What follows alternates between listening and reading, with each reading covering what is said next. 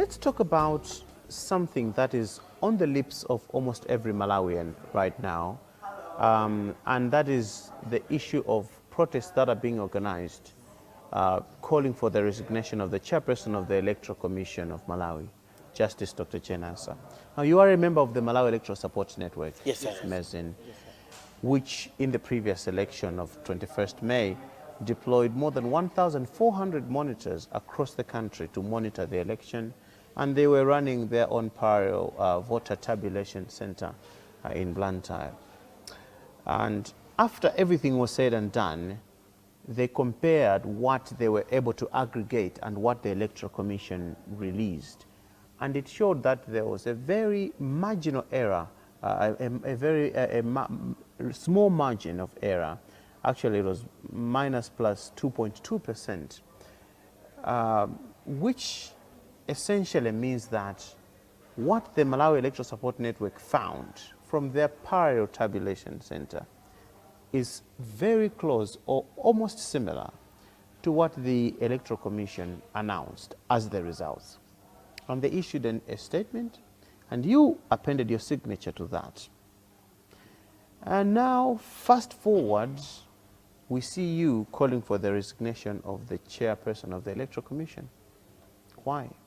Yes, you did well, you asked this question, and this provides an opportunity for the nation to understand this, because actually apparently it has been used by many as propaganda. Now, let me make this clarification, and people should understand this properly. The Malawi Electoral Support Network was registered under Companies Act, and that institution is actually a composition of a number of organizations. Organizations with different mandates, independent to that of the mandate of MESN. But that means an organization can have a position that is even different from MESN. That's the power of freedom of association. Now, the organizations can send anyone to represent it in the board of MESN. And when you see a signature, there is the signature of the organization. For instance, PAC is part of that, and one of its officers he goes there to the MESN board. You understand? But eventually, after the elections came out, PAC had its own independent position, which they made clear to say, as PAC, we think we cannot stand on the mountain and say these elections were free and fair or credible. There were issues. You get what I mean? So what I'm saying is that the signature that was actually really there is the signature of an organization. You understand? And it's an organization that can actually dispute it or not, because I have the right to represent the organization and sign for it. And you have to understand that through the power of freedom of association, I head Human Rights Defenders Coalition. Human Rights Defenders Coalition is not a member of MESN. You get it? If we were doing our advocacy, questioning this under CHRR is a different scenario. Okay. All but right. This is Human Rights Defenders Coalition, Okay, fine. which believes to say, no, as a coalition, we think it would be totally wrong for us to pretend that there wasn't anything wrong. Now, me as a person now, me as a person, not as the chair of Human Rights Defenders Coalition, not as a director of Center for Human Rights and Rehabilitation, me as a person also, I do not feel that as a person, these elections were free and fair. So when you see a signature of, it's a representation of the organization. And people should believe that boards operate on consensus. It's the consensus of the board.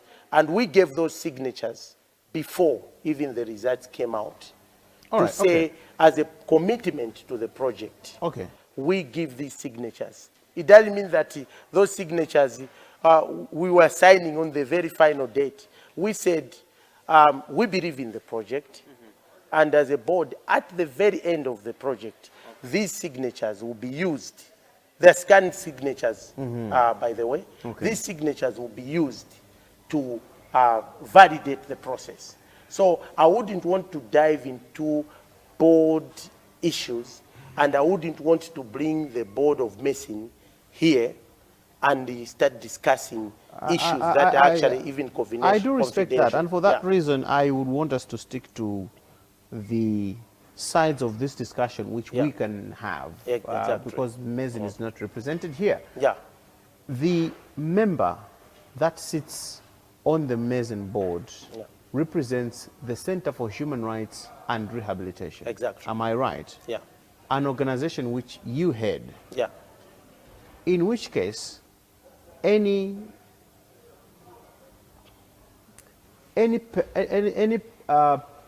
approval that this person gives to anything should represent the views of the organization, which by extension represents your views. Now, your organization is a member of MESN, and whoever you send, we don't really mind. It could be anybody. But this person appends a signature to a document.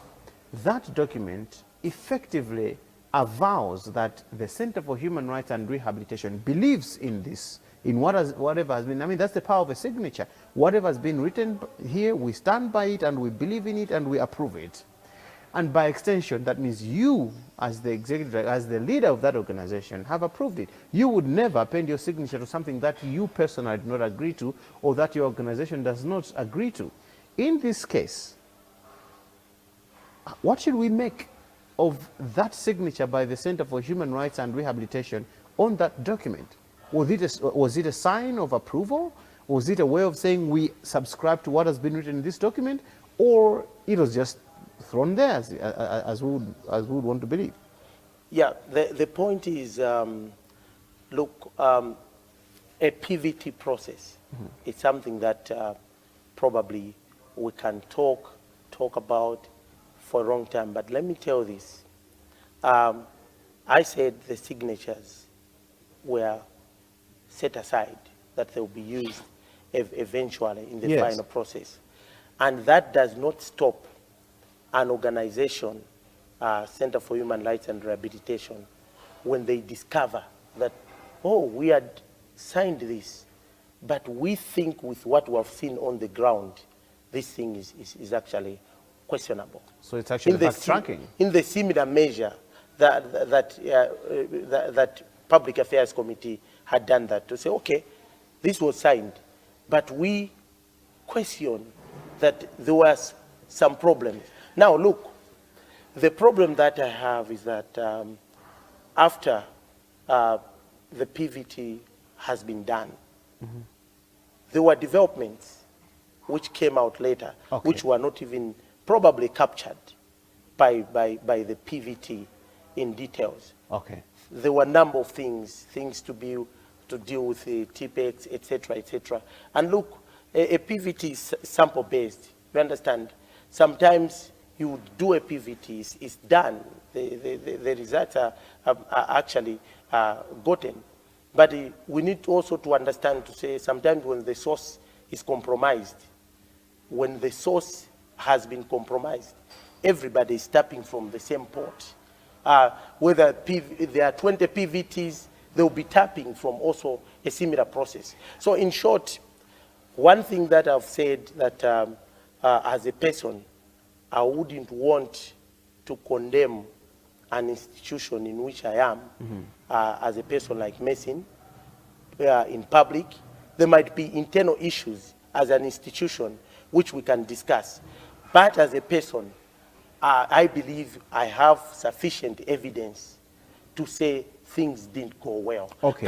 Can it be disputed by anyone? Okay. By myself, yourself, even MESN, that there was no TPEX on the elections. Yes. Okay. So, I would rather advise that you should focus on my position now. I will. And the position of HRDC, an association I belong to, and I have the right a member of MESN. to associate. Okay, all right. And the Center for Human Rights and Rehabilitation is a member of MESN. Yes. HRDC is not a member of MESN. Does CHRR disown the communique that MESN issued after the election? No, the center has not sat to discuss and have a position. Just like the Public Affairs Committee had met and had a position on that. So, in hindsight, do you think you were part of a transparent and accountable process, submitting your signatures and allowing it to be used on something that you would not have had time to look at and approve and put in? Because this looks like a two-timing to me. I would prefer to say, as MESN board, okay, we will have to deal with internal issues as MESN. I don't think board issues, it's best to be discussed in public. Okay, but one thing that you can get from me is that the coalition in which I head, of which I'm the spokesperson, does not believe that the elections were free and fair. Yes. And there is evidence all over. Even now let's go there. Parties are actually questioning. Let's go there this. now. And you are calling for the resignation of Justice Dr. Jane Ansah. Did you try to engage her before you started the protests? Yes. What kind of efforts were they? We made efforts. We actually wrote her even letters. Even before. Now, this is one thing that I would want people to understand. Before the results were announced, these things, we raised them as Human Rights Defenders Coalition. When the chairperson of MEC was talking about the fact that there were 147 Madandos, the Center for Human Rights and Rehabilitation issued, not Center for Human Rights and Rehabilitation, Human Rights Defenders Coalition issued a statement, and we spoke in protection of MEC. In our statement, we argued to say people should not interfere with the operations of MEC. Can we give MEC enough time to look into the complaints? And we advised MEC, we said MEC should make sure that they should be transparent in the whole process when addressing the complaints. Because if you are not transparent, it will be difficult for people to believe that you have indeed addressed the complaints. Now, that was the first point which we raised. And this time, even MESN results were not out. Even the MEC results were not out.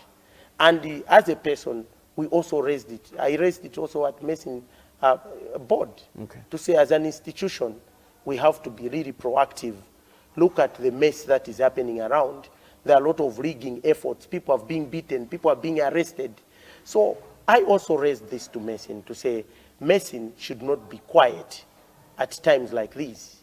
And when I was leaving Blantyre, I also raised to MESN board to say, you know, I had a coalition, and that coalition has got also keen interest in these issues. So some of these issues, I'll start raising them as a coalition. So the first entry point was when we issued a statement and we said people should give time to MEC, and MEC should address these issues in a transparent manner. That there are 147 Madandos. Dando number 1 is about ABCD, and this is how we have resolved it. Dando number 2, this is how we have done. Do you know any Dando and how best they addressed it? Up to date, we are all in the dark. We just heard that we have addressed these Madandos. So that's why it's questionable to some of us that they are going to the villages, asking people to say, did you really sign, or did you put TPEX? Do you know who gave you TPEX? Such questions we're saying, if you said you addressed the Madandos, it means you addressed also Madandos on TPEX issues. Why are you asking people now? So indeed, that was the first one. The second one, we wrote a letter to her to say we are not happy with the way you have handled things. And that letter gave the evidence. And we said, with this, we think we cannot trust you. As a coalition, we are saying the best you can do is to honorably resign. Did she Our respond? expectation was no. She never responded. She never responded. Did she acknowledge receipt of the letter? I never saw that. So that's where we have So she a might problem. never have received the letter. No. My friend, we sent through different ways. Okay. We sent to the office hard copy. I received her email, and I also sent it. Okay. And I sent to her WhatsApp, and it blue ticked. You know when on WhatsApp it ticks blue, Yeah. it means somebody has read. So the evidence is there. Even if somebody would say, I never received, we had a press briefing on the same letter. Okay. And we raised the same issues. All right. So I think there is no way that somebody would hide about it. All right.